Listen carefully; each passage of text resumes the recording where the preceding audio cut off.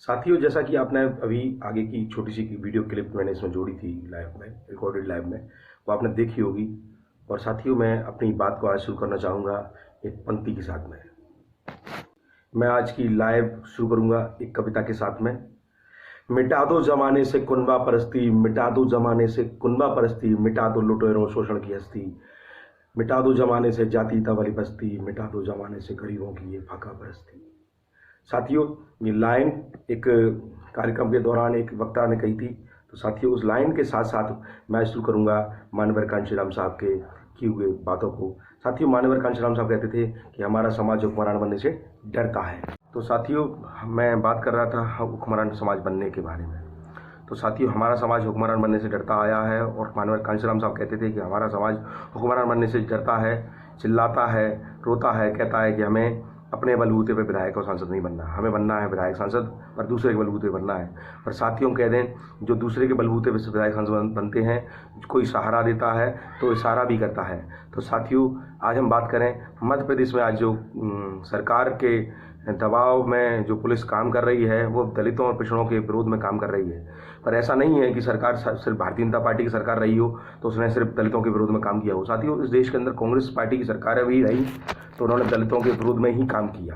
और साथियों, आज इस रिकॉर्डेड लाइव के माध्यम से मैं आपसे कह दूं कि मानवर कांशीराम साहब ने कहा था कि इस देश में मुगलों के साथ अत्याचार इसीलिए नहीं हुआ क्योंकि उनकी संख्या कम थी, नहीं, उनके साथ अत्याचार इसीलिए नहीं हुआ क्योंकि उनकी ताकत थी, वो शासक रहे।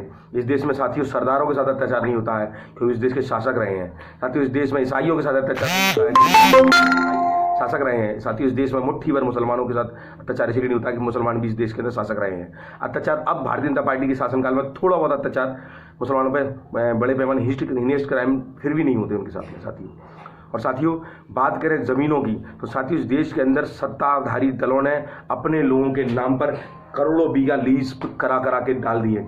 साथियों, जाटव समाज के लोगों, दलितों और पिछड़ों की जो ज़मीनें कि जो पट्टे दिए गए, आज तक कई जगह तो उनको कब्जा नहीं दिया गया।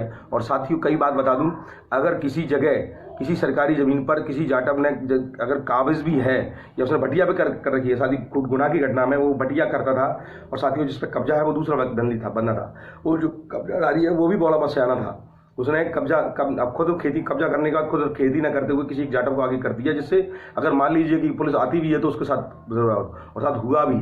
और साथियों, मैं बता दूं, ग्वालियर में ही कई मंदिरों के नाम पर, करैया जो थाना पड़ता है, करैया गांव, उसमें 350 बीघा एक ही मंदिर के नाम पर है। साथ ही मंदिर जमीनों को खाते हैं क्या मंदिर का अनाज भगवान अनाज खाता है क्या? मंदिर जमीनों से होता है। साथियों, ग्वालियर में एक गौशाला के नाम से कोई श्री राम गौशाला है, उसकी 1500 बीघा जमीन समथिंग डली हुई है। साथियों, पंडित पुजारी खा रहे हैं, हमारे देश का मेहनतकश किसान, मेहनतकश व्यक्ति परेशान है। और साथियों, बता दूं, गुनाह की घटना के लिए देवेश सिंह, कांग्रेस और भारतीय जनता पार्टी तीनों ही जिम्मेदार हैं। साथियों, भारतीय जनता पार्टी की सरकार जिन लोगों ने बनवाई, साथियों आज वो ये कह रहे हैं कि दलितों पर अत्याचार हो रहा है, कांग्रेस की सरकार लाई है, दलितों पर अत्याचार बन रहा है। मैं उनसे कह दूं, अगर आज कांग्रेस की सरकार राजस्थान में गिर रही है तो खुद की वजह से गिर रही है, मध्य प्रदेश सरकार उनकी गिरी तो खुद की वजह से गिरी। साथियों, उनका एजेंडा था ही नहीं दलित मुसलमानों के साथ में रहने का। और साथियों, अगर जो वो करते दूसरों के साथ करते आए हैं, साथियों राजस्थान में अगर भारतीय जनता पार्टी सरकार गिराने के मूड में है तो साथियों उसकी वजह कांग्रेस ही है। क्योंकि साथियों, बिना शर्त के जब बहुजन समाज पार्टी के 6 विधायक समर्थन दे रहे थे तो फिर क्या जरूरत आन पड़ी सरकार गिराने की। तो साथियों, गुनाह में जो घटना हुई है, साथियों हमारा समाज रोता है, चिल्लाता है, रो के चिल्लाता है, पर वोट सही जगह नहीं करता है। साथियों, जिस दिन हमारा समाज वोट को सही जगह कर देगा उस दिन इस देश के अंदर समता मूलक समाज को बनाने वाले लोग शासक होंगे। और साथियों जो मनुवादी विचारधारा के लोग हैं, जो जमीनों पर घरों, साथियों पहले सामंतवादी लोगों ने जमीनों पर कब्जा रखा था, अंग्रेजों ने उन कब्जे को छुटवाया। साथियों धीरे धीरे आज वो जमीनें फिर सामंतवादियों के साथ पहुंचती जा रही हैं, क्योंकि हमारे लोगों को गरीबी के कारण, गुंडागर्दी के कारण परेशान कर करके कागजों में घेराफेरी कर करके ज़मीन खरीदी जा रही है। और साथियों बता दूं, डबरा में पिछले 10 साल में ज़मीनों, ग्वालियर ज़िले में 10 साल के अंदर 15 से ज़्यादा हत्याएं ज़मीनों के विवाद में हो चुकी हैं।